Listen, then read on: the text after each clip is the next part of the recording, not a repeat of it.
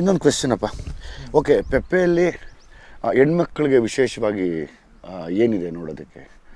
ಒಂದಂತೂ ಇದೆ, ನಿನ್ನನ್ನು ಆ ಲುಕ್ಕಲ್ಲಿ ನೋಡೋದು, ಅದಕ್ಕೆ ಸುಮಾರು ಜನ ಹೆಣ್ಮಕ್ಳು ಕಾಯ್ತಾ ಇದ್ದಾರೆ.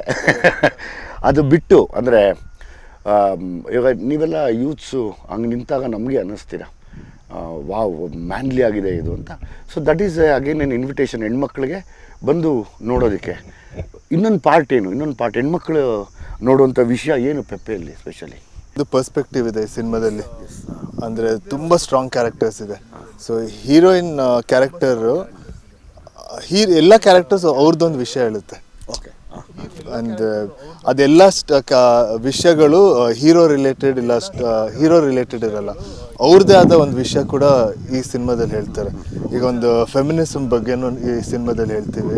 ಸೊ ಆ್ಯಕ್ಚುಲಿ ಇದು ಎಷ್ಟು ಆ್ಯಕ್ಷನ್ ಇದೆ, ಅಷ್ಟು ಇಮೋಷನ್ಸ್ ಇದೆ, ಆಮೇಲೆ ಅಷ್ಟು ವಿಷಯ ಕೂಡ ಇದೆ. ಯಾಕಂದರೆ ನಾನು ಕೇಳ್ಪಟ್ಟಿದ್ದು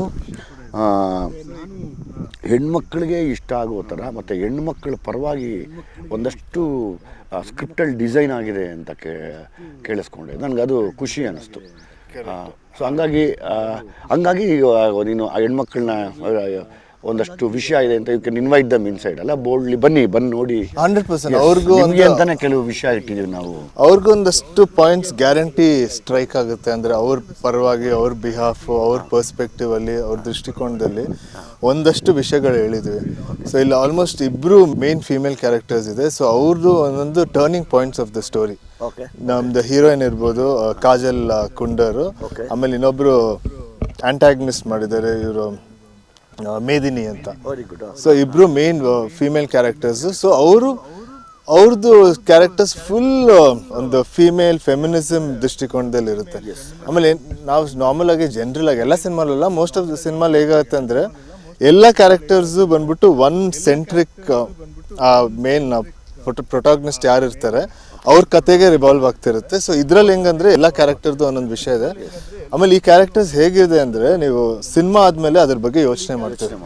ಎಸ್, ಇದು ನೋಡ್ತಿರುವಂಥ ಎಲ್ಲ ಪ್ರೀತಿಯ ಕನ್ನಡ ಕಲಾಭಿಮಾನಿಗಳಿಗೆ ನನ್ನ ಕಡೆಯಿಂದ ಇನ್ನೊಂದು ರಿಕ್ವೆಸ್ಟ್ ಏನು ಅಂದರೆ, ಪೆಪ್ಪೆ ಸಿನಿಮಾಲಿ ವಿನಯ್ ಅವ್ರನ್ನ ಹೊರತುಪಡಿಸಿ ಹೆಣ್ಮಕ್ಳು ನೋಡಬೇಕಾದ ಕೆಲವು ಅಂಶಗಳು, ಅಂದರೆ ಕಥೆನ ನಿಮ್ಮ ಮುಂದೆ ರಿವೀಲ್ ಮಾಡಿದಿರ, ನಾನು ಕೇಳ್ಪಟ್ಟಂಗೆ ತಿರ್ಗಾ ಹೆಣ್ಮಕ್ಳಿಗೆ ತುಂಬ ಇಂಪಾರ್ಟೆನ್ಸ್ ಕೊಟ್ಟು ತುಂಬ ವಿಷಯನ ಈ ಸಿನಿಮಾಲ್ಲಿ ಹೇಳಿದ್ದಾರೆ. ನಿಮಗೆ ನೋಡೋಕ್ಕೆ ಯಾಕೆ ಅಂದರೆ ಈಗ ಯಾವಾಗಲೂ ಪ್ರಶ್ನೆ ಉಟ್ಕೊಳ್ಳುತ್ತೆ, ಒಂದು ಸಿನಿಮಾನ ಯಾಕೆ ನೋಡಬೇಕು, ಒಂದು ಸಿನಿಮಾನ ನಾನೇನು ಏನಕ್ಕೆ ಥಿಯೇಟ್ರ್ ಒಳಗಡೆ ಬರಬೇಕು ಅನ್ನೋ ವಿಚಾರ ತೊಗೊಂಡಾಗ ಫಸ್ಟು ಹೌದು ಆ್ಯಸ್ ಇಟ್ ಈಸ್ ನಾವು ಆ್ಯಸ್ ಎ ಹೀರೋ ಅವ್ರನ್ನ ಹೊರಗಡೆ ತಂದು ತೋರಿಸ್ತೀವಿ, ಒಂದು ಟ್ರೈಲರ್ ರೂಪದಲ್ಲಿ ತಂದಿರ್ತೀವಿ. ಅದಾದಮೇಲೆ ಇನ್ನೊಂದು ಸರಿ ಯಾಕೆ ಆ ಯೋಚನೆಗಳಿರುತ್ತೆ, ಯಾವಾಗಲೂ ಒಬ್ಬ ನೋಡಿಗನೂ ಕೂಡ ಒಂದು ಆ ಯೋಚನೆ ಬರುತ್ತೆ, ಯಾಕೆ ನೋಡಬೇಕು ಅಂದರೆ ಹೆಣ್ಮಕ್ಳು ಮುಂದೆ ಬಂದು ನೋಡಬೇಕು, ಹೆಣ್ಮಕ್ಳಿಗೆ ಇಷ್ಟ ಆಗುವಂಥ ಮತ್ತು ಹೆಣ್ಮಕ್ಳ ಪರವಾಗಿ ತೆಗೆದಿರೋವಂಥ. ಈಗ ನಮ್ಮ ಭೀಮಾ ಆದಮೇಲೆ ಮತ್ತೊಂದು ಸಿನಿಮಾ ಅಂದರೆ ಅದು ಪೆಪ್ಪೆ ಅಂತ ಹೇಳ್ಬೋದು ಅಲ್ವಾ? ಅಂದರೆ ಈಗ ನಮ್ಮಲ್ಲಿ ಏನು ಈಗ ಇನ್ಸ್ಪೆಕ್ಟರ್ ಗಿರ್ಜಾ ಅಥವಾ ನಮ್ಮ ಕಲ್ಯಾಣಿ ಅಥವಾ ಹೀರೋಯಿನ್ ಎಲ್ಲ ಸಪ್ರೇಟ್. ಎಸ್, ಅದೇ ಥರ ಪೆಪ್ಪೆಲ್ಲೂ ಕೂಡ ಒಂದಷ್ಟು ಹೆಣ್ಮಕ್ಳ ಕ್ಯಾರೆಕ್ಟರ್ಸ್ನ ಇಟ್ಕೊಂಡು ಕಂಪ್ಲೀಟ್ ಕಥೆನ ಡಿಸೈನ್ ಮಾಡಿರೋದು. ಅಂಡರ್ ಕರೆಂಟಲ್ಲಿ ಹೆಣ್ಮಕ್ಳ ವಿಷಯನ ತುಂಬ ದೊಡ್ಡ ಮಟ್ಟಕ್ಕೆ ಹೇಳಿದ್ದಾರೆ ಅಂತ ಇವತ್ತರೆಗೂ ಎಲ್ಲ ಕಡೆ ಟಾಕ್ ಇದೆ. ಸೊ ಹಂಗಾಗಿ ಆ ಒಂದು ವಿಷಯ ಆ್ಯಸ್ ಎ ಡೈರೆಕ್ಟರ್ ಆಗಿ, ಆ್ಯಸ್ ಎ ಇವರ ಮನೆಯ ಅಭಿಮಾನಿಯಾಗಿ ನಾನು ಅದನ್ನು ಇಂಟರ್ವ್ಯೂ ಮಾಡ್ತಾ ಇದ್ದೀನಿ. ಮಿಸ್ ಮಾಡಬೇಡಿ, ಬನ್ನಿ ನೆಕ್ಸ್ಟ್ ಎಪಿಸೋಡಲ್ಲಿ ಏನು ಮಾತಾಡಬೇಕು ಅಂತ ಕೇಳ್ತೀನಿ ನೋಡೋಣ. ಎಸ್ ವಿನಯ್, ಈಗ ಹೆಣ್ಣುಮಕ್ಕಳು ಹೀರೋಯಿನ್ ವಿಶೇಷತೆ ಏನು, ಅಥವಾ ಇನ್ನೊಬ್ರು ಯಾರೋ ಎಗೇನ್ಸ್ಟ್ ಹೀರೋಯಿನ್ಗೆ ಮಾಡಿದ್ದಾರೆ ಅಂತಲ್ಲ, ಅವ್ರದ್ದೇನು? ಸೊ ಅದೇ ಅವ್ರದ್ದೊಂದು main opposite character. Okay. So ನನಗೆ ಆಪೋಸಿಟ್ ಕ್ಯಾರೆಕ್ಟರ್ ಅವ್ರದ್ದು. ಗುಡ್. ಅವ್ರು ಪ್ಲೇ ಮಾಡ್ತಾರೆ. ಓಕೆ. ಈ ಕತೆ ಕೇಳ್ಬೇಕಂದ್ರೇನು, ಓಕೆ, ಒಂದಷ್ಟು ಸೀನ್ ನೀವು ಯಾವುದೇ ಕತೆ ಕೇಳಿದ್ರೆ ಒಂದಷ್ಟು ಸೀನ್ ಇಂಪ್ಯಾಕ್ಟ್ ಆಗುತ್ತಲ್ಲ. ಕರೆಕ್ಟ್. ಆ ಸೀನ್ ಕೇಳಿದ ತಕ್ಷಣ ಆಯ್ತು ಕತೆ ಮಾಡಬೇಕು ಅಂತ. ಹೌದೌದು. ಸೊ ನನ್ನ ಸೀನ್ಗಳು ಎಷ್ಟು ಇಂಪ್ಯಾಕ್ಟ್ ಆಯ್ತು, ನನಗೆ ಇದೊಂದು ಹೀರೋಯಿನ್ ಒಂದು ಸೀನ್ ಇದೆ. ಓಕೆ, ಅದು ಹೇಳೋದು ಬೇಡ. ಅದೇ ಸೊ ಆ ಸೀನು ಕೂಡ ಅಷ್ಟೇ ಇಂಪ್ಯಾಕ್ಟ್ ಆಗಿ ಆ ಸೀನ್ ಕೇಳಿದ ತಕ್ಷಣ ಈ ಕತೆ ಫಿಕ್ಸ್ ಮಾಡ್ಕೊಂಡಿದ್ದೆ. ಸೂಪರ್. ಸೊ ಅಷ್ಟು ಪವರ್ಫುಲ್ ಆಗಿದೆ. So nice. ವಿನಯ್, ಈ ಪೆಪ್ಪೆ ಸಿನಿಮಾಲಿ ಕೂರ್ಗಲ್ಲಿ ನಡೆದಂಥ ಈ ಕಾಂಚೀರಾಮ್ ಕಾಲೋನಿ ಅಂತ ಏನೋ ಕೇಳ್ಪಟ್ಟೆ, ಅದು ಕರೆಕ್ಟ್? ಅಲ್ಲಿ ನಡೆದಿದ್ದು ಒಂದು ರಿಯಲ್ ಇನ್ಸಿಡೆಂಟಾ ಇದು? ಇಲ್ಲ, ಆ್ಯಕ್ಚುಲಿ ಅದು ನಮ್ಮ ಕತೆಗೂ ಅವ್ರದ್ದಕ್ಕೂ ಏನು ಇನ್ಸ್ಪಿರೇಷನ್ ಇಲ್ಲ. ಬಟ್ ನಾವಲ್ಲಿ ಒಂದು ಫೈಟ್ ಸೀಕ್ವೆನ್ಸ್ ಶೂಟ್ ಮಾಡಕ್ಕೆ ಹೋದ್ವಿ. ಅಲ್ಲಿ ಅವ್ರ ಸ್ಟ್ರಗಲ್ಸ್, ಅವರು ಅವ್ರ ಕಾಲೋನಿನ ಹೇಗೆ ಕಟ್ಟರು, ಅದಕ್ಕೆ ಏನೇನು ಕಷ್ಟಪಟ್ಟರು ಅಂತ ಹೇಳಕ್ ಹೋದ್ರು.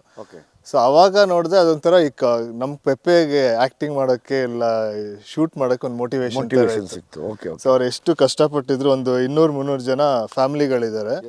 ಆಲ್ಮೋಸ್ಟ್ ಒಂದು 10 ಇಯರ್ಸಿಂದ ಆ ಜಾಗದಲ್ಲಿದ್ದಾರೆ. ಬಟ್ ಅಲ್ಲಿ ಬರೋಕ್ಕೆ ಒಂದಷ್ಟು ಸ್ಟ್ರಗಲ್ಸು, ಒಂದಷ್ಟು ಜನನ ಎದುರಿಸಿ ಇನ್ನೂ 10 ಇಯರ್ಸ್ ಆದರೂ ಇನ್ನೂ ಹೋರಾಡ್ತಾನೆ ಅಲ್ಲಿದ್ದಾರೆ. ನಮ್ಮ ಭಾರತದಲ್ಲಿ ತುಂಬಾ ವಿಷಯಗಳಿಗೆ ಹೋರಾಟ ನಡೀತಾನೆ ಇರುತ್ತೆ. ಸ್ವತಂತ್ರ ಸಿಕ್ಕಿದ್ರು ಯಾಕೋ ಅವ್ರಿಗೆ ಗೊತ್ತಾಗ್ತಾ ಇಲ್ಲ. ನಾವು ಅದನ್ನ ಬಿಡ್ತಾ ಇಲ್ಲ, ಹೋರಾಟ ಮಾಡ್ತಾನೆ ಇದ್ದೀವಿ. ಖುಷಿ ಆಗತ್ತೆ. ಅಂದರೆ ಅಗೇನ್ ತಿರ್ಗಾ ಪೆಪ್ಪೆ ಸಿನಿಮಾ ಮೂಲಕ ಎಲ್ಲ ಮಡಿಕೇರಿಯ ಎಲ್ಲ ಪ್ರೀತಿಯ ಸಿನಿಮಾ ಅಭಿಮಾನಿಗಳಿಗೆ ಸಿನಿಮಾ ನೋಡಿ ಅಂತ ಕೂಡ ಇದರಿಂದ ನಾವು ಇನ್ವಿಟೇಷನ್ ಕೊಡ್ಬೋದಲ್ಲ. ಕರೆಕ್ಟ್. ಆಮೇಲೆ ಆ ಕಾಲೋನಿಯಲ್ಲಿ ನಾವೆಲ್ಲ ಶೂಟ್ ಮಾಡಿದ್ವಿ. ಸೊ ಅಲ್ಲಿ ಒಂಥರ ಕೋ ಎಕ್ಸಿಸ್ಟಿಂಗ್ ಆಗಿ ಮಲಯಾಳದವರು, ಉರ್ದು ಮಾತಾಡೋರು, ತಮಿಳ್ ಮಾತಾಡೋರು, ತೆಲುಗು ಮಾತಾಡೋರು, ಕನ್ನಡ ಮಾತಾಡೋರು ಎಲ್ಲರೂ ಒಟ್ಟಿಗೆ ಸ್ಟೇ ಮಾಡ್ತಿದ್ದಾರೆ. ಸೊ ಆಮೇಲೆ ಅದು ಆ್ಯಕ್ಚುಲಿ ಕುವೆಂಪು ಅವ್ರು ಬರೆದಿರೋದು ಸರ್ವ ಜನಾಂಗದ ಶಾಂತಿಯ ತೋಟ. ಅದೆಲ್ಲ ಹಂಗಂಗೆ ಬಿಟ್ಟು ಹೋಗಿದ್ದಾರೆ. ಖುಷಿ ಅನ್ಸುತ್ತೆ. ಯಾಕೋ ಭೀಮಾ ಸಿನಿಮಾಗೆ ತುಂಬಾ ಹೋಲಿಕೆಗಳಾಗ್ತಾ ಇದೆ. ಕರೆಕ್ಟ್. ಸಾಕಷ್ಟು ವಿಷಯಗಳು, ಮೋಸ್ಟ್ಲಿ ಇಂಟೆನ್ಷನ್ಗಳು ಎಕ್ಸಾಕ್ಟ್ಲಿ ಒಂದು ಹೋರಾಟಕ್ಕೆ ನಿಂತಿರೋ ಒಂದು ಯುವ ಪೀಳಿಗೆ ಜೊತೆ ಒಂದು ಸಿನಿಮಾ ಆಗಿದೆ ಅಂತ ನನ್ನ ಏನೋ ಒಂದು ಜಡ್ಜ್ಮೆಂಟ್ ಅನ್ನಿಸ್ತಾ ಇದೆ. ಖುಷಿ ಅನಿಸುತ್ತೆ. ಯಾಕಂದರೆ ಇವತ್ತು ನಾವೇನು ಮಾಡಿದ್ದೀವಿ, ಸಿನಿಮಾನ ಎಲ್ಲ ಕಡೆ ತೊಗೊಂಡೋಗಿ ಎಲ್ಲ ಡಿಸ್ಟ್ರಿಕ್ಟಲ್ಲಿ ಮಾಡ್ತಾಯಿದ್ದೀವಿ. ಫಾರ್ ಎಕ್ಸಾಂಪಲ್ ಈಗ ಮಡಿಕೇರಿಗೆ ಹೋಗಿರೋದಿರ್ಬೋದು. ಮಡಿಕೇರಿಯಲ್ಲಿ ಯಾವಾಗಲೂ ನಾವು ಅವರು ಸಖತ್ತಾಗಿ ಆ ಡ್ಯಾನ್ಸ್ ಮಾಡೋದೇ ನೋಡ್ತಾ ಇರ್ತೀವಿ.